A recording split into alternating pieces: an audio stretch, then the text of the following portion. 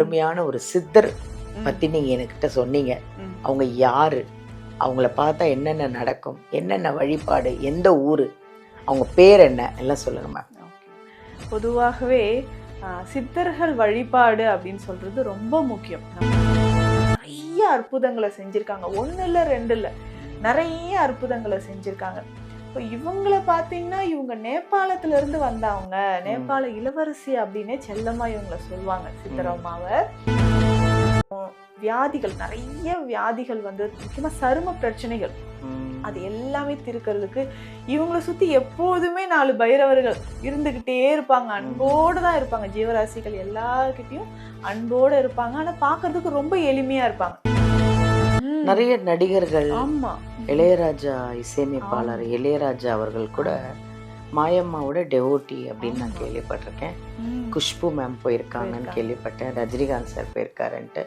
So இதெல்லாம் என்னன்னா, இப்போ நான் ஏன் இவங்க பேரெல்லாம் சொல்கிறோன்னா, நீங்களும் போங்க அம்மாவோட பிளெஸ்ஸிங்ஸ் வாங்கிக்கோங்கன்னு சொல்கிறோம். இதுதானே மேம்? கண்டிப்பா மேம். இப்போ வந்து மாயம்மா ஜீவசமாதி நீங்கள் சொன்னீங்க. ஏன்னா சில பேரால் போக முடியும், சில பேர் நிறைய வேலைகள், பிஸ்னஸ்ஸு, ஆஃபீஸுன்னு போயிடுறாங்க. இப்போ போக முடியாதவங்க என்ன மேம் பண்ணலாம்? ஸோ அம்மாவை, தேவி மாயம்மா அம்மாவை நினச்சி வீட்லேயே நம்ம வழிபாடு செய்யலாம். Hi, this is Balambika. Chennai Adambakkam Deekshalayam Siddha health கேர்லேருந்து பேசிகிட்டு இருக்கேங்க. எங்கள் மேம் வந்து, எங்கள் நித்யா மேம் வந்து ட்ரீட்மெண்ட் கொடுக்குற அன்னைக்கு உங்களுக்கு ஒரு கோவில் ஒன்று சொல்லுவாங்க, பரிகாரம் சொல்லுவாங்க. இது எல்லா இடத்துலையும் சொல்கிறாங்களான்னு எனக்கு தெரியாது. எங்கள் நித்யா மேம் சொல்லுவாங்க, இந்த மாதிரி இந்த மெடிசன் எடுத்துக்கோங்க, இந்த கோயிலுக்கு போங்க, நிச்சயமாக நீங்கள் குணமாயிடுவீங்கன்னு சொல்லி நிறைய பேர் அந்த மெடிசனும் சாப்பிட்டு அந்த தெய்வத்தை வழிபட்டு பரிகாரம்லாம் பண்ணி குணமாகி கம்ப்ளீட்டாக நல்ல குணமாகி வந்தவங்கள நான் என் கண்ணால் நான் நேர்லேயே பார்த்துருக்கேன். ஸோ அதனால் இங்கே வந்தால் இந்த தீக்ஷாலயம் சித்தா ஹெல்த் கேருக்கு வந்தீங்கன்னா க்யூர் ஆகிடுவீங்க. அதில் வந்து ஒன்றும் மாற்றம் கிடையாது. உங்களுக்கு என்ன பிரச்சனைனாலும் வீடியோலேருந்து நம்பர் எடுத்து எங்கள் மேமை காண்டாக்ட் பண்ணுங்கள். நேரில் வாங்க. இன்னும் எனக்கு தெரிஞ்சால் பெஸ்ட்டு நேரில் வந்து பார்க்குறது. இல்லை வர முடியல, நான் ரொம்ப வெளி மாநிலத்திலேயே இருக்கேன், வெளிநாட்டில் இருக்கேன் அப்படின்னா நீங்கள் வாட்ஸ்அப்பில் கால் பண்ணி பேசி உங்களோட பிரச்சனைகளை சொல்லி மருந்து வாங்கி சாப்பிட்டு சீக்கிரமாக குணமாக்கிடலாம். நிறைய பார்த்துட்ருக்கோம், ஆன்மீகம், மருத்துவம், நிறைய விஷயங்களை நம்ம ஷேர் பண்ணிகிட்ருக்கோம். இன்றைக்கி ஒரு அருமையான ஒரு சித்தர் அம்மா அப்படின்னு சொல்லணும். அந்த அம்மாவை பற்றி, அவங்க யார், அவங்க எப்படிப்பட்டவங்க, அவங்கக்கிட்ட எவ்வளோ மகிமைகள் இருக்குது, அவங்கள பார்க்க யாரெல்லாம் வந்தாங்க, எப்படி இருக்காங்க, யார் அவங்க, அந்த சித்தர் ஜீவசமாதி, அந்த அம்மா யாருன்னு நம்ம மேம்கிட்ட கேட்டு தெரிஞ்சுக்கலாமா? வாங்க, நிறைய விஷயத்த கவனமாக ஃபுல் வீடியோ பாருங்கள்.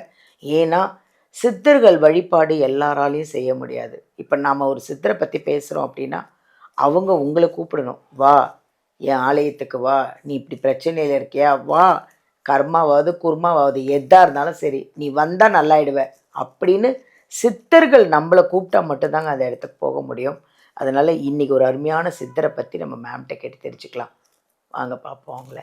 வணக்கம் மேம். வணக்கம் மேம், எப்படி இருக்கீங்க? நல்லா இருக்கேன் மேம், நல்லா இருக்கேன் மேம். நிறைய ஆன்மீகம், நிறைய மருத்துவம், நிறைய விஷயங்களை பற்றி நம்ம பேசிகிட்டே இருக்கோம். நீங்கள் நிறைய டிப்ஸ் கொடுக்குறீங்க. உங்களோட ரசிகர்கள் ஏன் வந்தாங்க தெரியுமா? இதுதான் அவங்க சொல்கிறதெல்லாம் வந்து ஒரு ஈஸியான டிப்ஸ் கொடுக்குறீங்களாம். கஷ்டம் இல்லாமல் வீட்டில் இருக்கிற பொருள் ரொம்ப கம்மி விலையில் அந்த டிப்ஸை ஃபாலோ பண்ணி நல்ல குணமானவங்களும் எத்தனையோ பேர் இருக்காங்க. அதில் நானும் நிறையா ஃபோன்லேயும் கேட்டிருக்கேன், இன்டர்வியூவும் எடுத்திருக்கேன் மேம். ஸோ அந்த வழியில் இப்போது இன்றைக்கி ஒரு அருமையான ஒரு சித்தர் பற்றி நீங்கள் என்கிட்ட சொன்னீங்க. அவங்க யார், அவங்கள பார்த்தா என்னென்ன நடக்கும், என்னென்ன வழிபாடு, எந்த ஊர், அவங்க பேர் என்ன, எல்லாம் சொல்லுங்கள் மேம். ஓகே. பொதுவாகவே சித்தர்கள் வழிபாடு அப்படின்னு சொல்றது ரொம்ப முக்கியம். நமக்கு குருவாக இருந்து நம்ம கூட இருந்து நம்மளை வழி நடத்தக்கூடியவங்க சித்தர்கள். ஆமாம். அதுவும் இந்த சித்தர் வழிபாடு, சித்தர் காப்பெல்லாம் நம்ம சொல்லி வழிபாடு செய்யும்போது நமக்கே ஒரு கான்ஃபிடென்ட் நமக்கு வர ஆரம்பிச்சிடும். ஆமாம். ஸோ அப்படி நம்ம கூடவே இருந்து வாழ்ந்து நமக்கு இறைவனடி சேர்ந்த சமாதிய ஜீவ சமாதியான ஒரு சித்தர் அம்மாவை பத்தி தான் இப்ப நம்ம பார்க்க போறோம். பொதுவாகவே இந்த கன்னியாகுமரி மாவட்டத்துல இருக்கிறவங்களுக்கு இந்த அம்மாவை பத்தி நல்லாவே தெரியும். இப்ப பாத்தீங்கன்னா தேவி மாயம்மா அப்படின்னு சொல்லுவாங்க சித்தர் அம்மாவை. பார்க்கும்போது ரொம்ப எளிமையான ஒரு தோற்றத்தோட தான் இருப்பாங்க. ஸோ எளிமையான பார்க்கும்போதே நமக்கு நிறைய மனிதர்களை நம்ம கடந்து போயிட்டு இருப்போம்.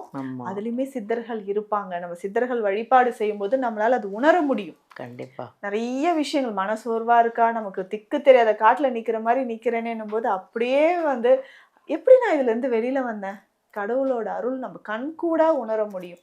அப்படிதான் சித்தர்கள் வழிபாடு நம்ம செய்யும்போது தேவி மாயம்மா சித்தர் அவர்கள் பாத்தீங்கன்னா கன்னியாகுமரியில வாழ்ந்திருக்காங்க. நிறைய அற்புதங்களை செஞ்சிருக்காங்க. 1 இல்ல 2 இல்ல, நிறைய அற்புதங்களை செஞ்சிருக்காங்க.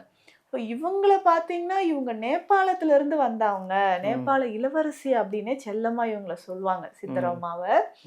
ஸோ கன்னியாகுமரி மாவட்டத்துல இருந்து நிறைய மக்களுக்கு வந்து நோய் தீர்க்கிறதா இருக்கட்டும், வியாதிகள் நிறைய வியாதிகள் வந்து முக்கியமா சரும பிரச்சனைகள் அது எல்லாமே தீர்க்கிறதுக்கு இவங்களை சுத்தி எப்போதுமே 4 பைரவர்கள் இருந்துகிட்டே இருப்பாங்க. அன்போடு தான் இருப்பாங்க. ஜீவராசிகள் எல்லார்கிட்டையும் அன்போடு இருப்பாங்க. ஆனா பார்க்கறதுக்கு ரொம்ப எளிமையா இருப்பாங்க. ஸோ சாதாரணமான உடை அணிந்து நமக்கு சித்தர்னா நம்ம எப்படியோ நம்ம கற்பனை பண்ண வேண்டாம். நம்மள மாதிரி சாதாரணமா இருந்து நம்ம ஜீவ சமாதி ஆனவங்க தான். நிறைய அற்புதங்கள் அப்படின்னு சொல்லும்போது அங்க பாத்தீங்கன்னா இந்த கடல் சார்ந்த பகுதி தானே அது. கடல்ல அப்படியே கடலுக்குள்ளேயே போயிடுவாங்க. ரொம்ப தொலைவு உள்ளே இறங்கி அவங்க பாட்டு போயிட்டே இருப்பாங்க. பாக்குறவங்க எல்லாம் என்ன இது கடல்ல இப்படியே போயிட்டு இருக்காங்களே, இல்ல போட்ல இருந்து யாராவது தவறி விழுந்துட்டாங்களா, இல்ல யாராவது கடல் தண்ணி இழுத்துட்டு போயிடுச்சா அப்படின்றே ஒரு பயத்துல பாப்பாங்க. போயிட்டு 4-5 நாள் கழிச்சு கூட திரும்ப எப்படி போனாங்களோ அதே மாதிரி வருவாங்க. இல்ல தெரியாம யாராவது கடல்ல விழுந்துட்டாலும் அப்படியே ஒரு அற்புதமான முறையில போய் அவங்கள காப்பாத்தி உயிரோடு கொண்டு வந்து நிறைய செஞ்சிருக்காங்க. பொதுவா இவங்க மௌனமாவே இருப்பாங்க. அம்மா வந்து யாரையும் கண்ணை திறந்து கூட பாக்குறதுக்கு மௌனமாவே இருப்பாங்க.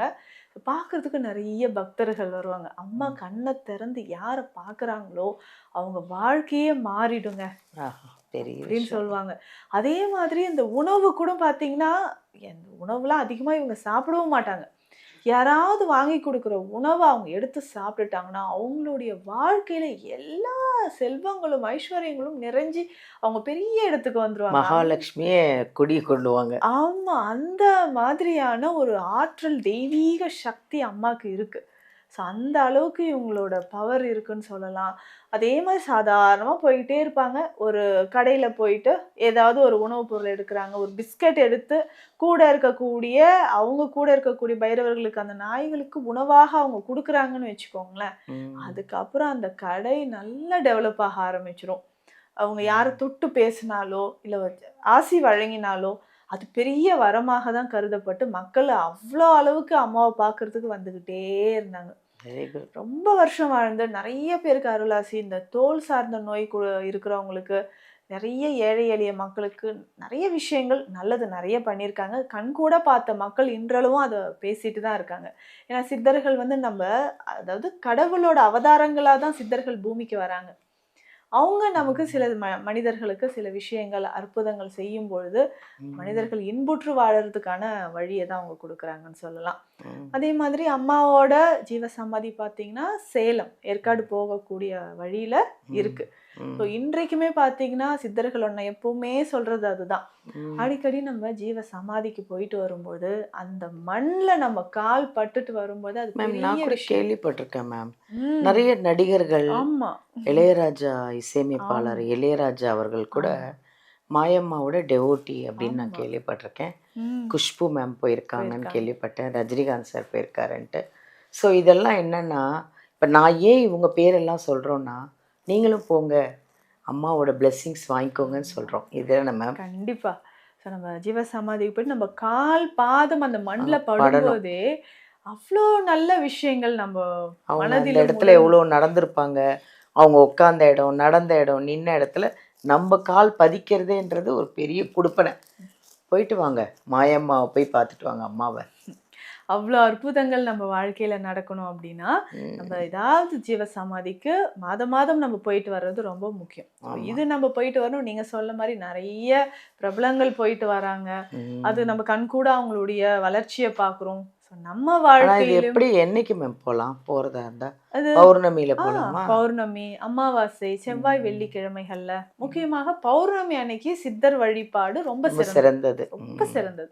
ஸோ போயிட்டு நல்ல கண்களை மூடி தியானம் பண்ணிட்டு வரும்பொழுது வாழ்க்கையில நடக்கும் பாருங்க. உடல்ல இருக்கக்கூடிய நிறைய உபாதைகள் இதுலயே போயிடுச்சுங்க அப்படின்னு நம்ம சொல்லுவோம். ஸோ அந்த அளவுக்கு பூமியில நிறைய சித்தர்கள் வாழ்ந்திருக்காங்க. இன்னமும் நம்ம கூட தான் இருக்காங்க. அவர்கள் வாழ்ந்த இருந்த இடத்துல அவர்களுடைய ஆசீர்வாதம் நமக்கு பெற்றுட்டு வந்தோம்னா உடலே நல்ல ஒரு பவர் கிடைச்ச மாதிரி நல்லா ரீசார்ஜ் பண்ண மாதிரி இருக்கும். ஸோ கண்டிப்பா அம்மாவோட ஜீவ சமாதிக்கு போயிட்டு வாங்க. நிறைய அருளாசி நமக்கு கிடைக்கும். மேம் இப்போ வந்து மாயம்மா ஜீவசமாதி நீங்கள் சொன்னீங்க. ஏன்னா சில பேரால் போக முடியும், சில பேர் நிறைய வேலைகள் பிஸ்னஸ்ஸு ஆஃபீஸுன்னு போயிடுறாங்க. இப்போ போக முடியாதவங்க என்ன மேம் பண்ணலாம்? ஸோ அம்மாவை தேவி மாயம்மா அம்மாவை நினைச்சு வீட்லயே நம்ம வழிபாடு செய்யலாம். நிறைய பேருக்கு போக முடியல, தினம்தோறும் நான் அவங்க பேரை சொல்லி விளக்கேற்றலாம். வீட்லயே நம்ம வழிபாடு செய்யறது தான் முக்கியமான. ஏன்னா சித்தர்கள் ஒவ்வொரு முறையும் நம்ம வந்து குறிப்பிட்ட நாள்ல அவர்களை போய் சந்திக்கிறோம். அந்த சமாதிக்கு போயிட்டு வரணும் போது வீட்டுல நம்ம விளக்கேற்றும் போது அது வடகிழக்கு திசையில இலுப்பை எண்ணெய் இல்லைன்னா நெய் தீபம் நம்ம ஏற்றி வாழைத்தண்டு திரி போட்டு தீபம் ஏற்றும் போதே சித்தர் அம்மாவை மனசுல நினைச்சிட்டு அந்த தீபத்தை ஏத்தி நம்ம தினம்தோறும் வழிபாடு செய்யலாம். வாழ்க்கையில நிறைய மாற்றங்கள் நடக்கும். நம்ம மாதத்துக்கு ஒரு முறையோ 2 மாதத்துக்கு ஒரு முறையோ நம்ம ஜீவ சமாதிக்கு போயிட்டு வரலாம். அதே மாதிரி வீட்டில் தினம்தோறும் அம்மாவை நினைச்சு இந்த தீபத்தை ஏற்றும் போது இருப்பை எண்ணெயிலையும் நெய்லையும் நம்ம வாழைத்தண்டு திரி போட்டு தீபம் ஏற்றி வழிபாடு செய்யலாம். பூரணமாக நமக்கு ஆசி கிடைக்கும். Thank you ma'am. நல்லா அழகான ஒரு பதிவு, அருமையான பதிவு மேம். போயிட்டு வாங்க, ஜீவ சமாதிக்கு போயிட்டு அவங்களோட அம்மாவோட மாயம்மாவோட பிளெஸ்ஸிங்ஸ் வாங்கிட்டு வாங்க. உங்களுக்கு என்ன பிரச்சனைனாலும் எதுனாலும் சரி, உடம்புல பிரச்சனையா இல்லை ஏதாவது என்னன்னாலும் இங்கே வந்து வீடியோலேருந்து நம்பர் எடுத்து எங்கள் நித்யா மேமை நேர்லேயே வந்து காண்டாக்ட் பண்ணலாம். நேரில் வர முடியல, ரொம்ப தூரத்தில் இருக்கீங்கன்னா நீங்கள் ஆன்லைன்லேயே உங்களை காண்டாக்ட் பண்ணி உங்களோட பிரச்சனைகளை சொல்லி அதுக்கான வழிகள் அதுக்கான தீர்வுகள் எங்கள் நித்யா மேம்கிட்ட மட்டும்தாங்க கிடைக்கும். ஹாப்பியாக இருங்க, சந்தோஷமாக இருங்க. தேங்க்யூ.